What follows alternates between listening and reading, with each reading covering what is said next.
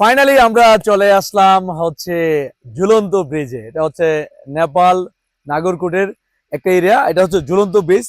আমি একটু আপনাদেরকে দেখাচ্ছি। এদিকে আসেন ভাই, এই ভিউটা দেখেন, কত সুন্দর ভিউ,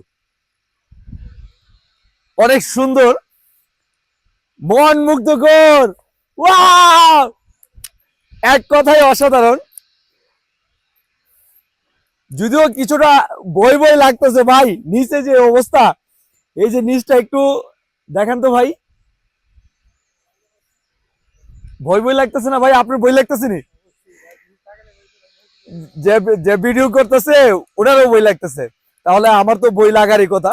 কারণ হচ্ছে এটা আসলেই সুবহানাল্লাহ, মানুষের বুদ্ধি, খুব ডিয়ারিং একটা এরিয়া। আসলে আসলে খুব ডিয়ারিং একটা এরিয়া। কারণ হচ্ছে খুবই খুবই ডিয়ারিং একটা এরিয়া। এইখান থেকে যদি কেউ পড়ে, একমাত্র এই উপরওয়ালা ব্যতীত আর কেউ বাঁচাতে পারবে না, এটা আমি শিওর। আল্লাহ,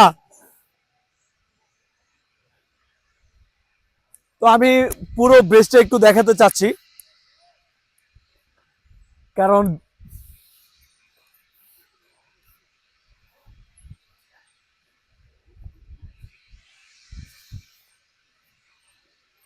এই যে আওয়াজ দেখতেছেন, একটা আওয়াজ কিন্তু করতেছে, পশু পাখির আওয়াজ। কারণ নিচে তো পুরো পাহাড় এবং গাছ গাছালি।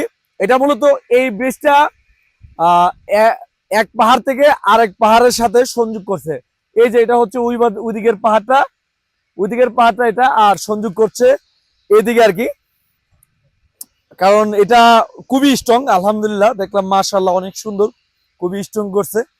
তো আমি পুরো ব্রিজটা গিয়ে আপনাদেরকে একটু হাইটা দেখাতে চাচ্ছি। আসলে এই যে এখন বর্তমানে যে জায়গাতে আছি, একদম পুরো মেডেলে আছি।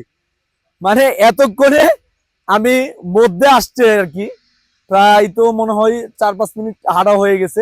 এতক্ষণে মেডেলে আসছি। ওই যে এই জায়গার ভিউটা একটু দেখেন, মানুষের বাড়িঘর,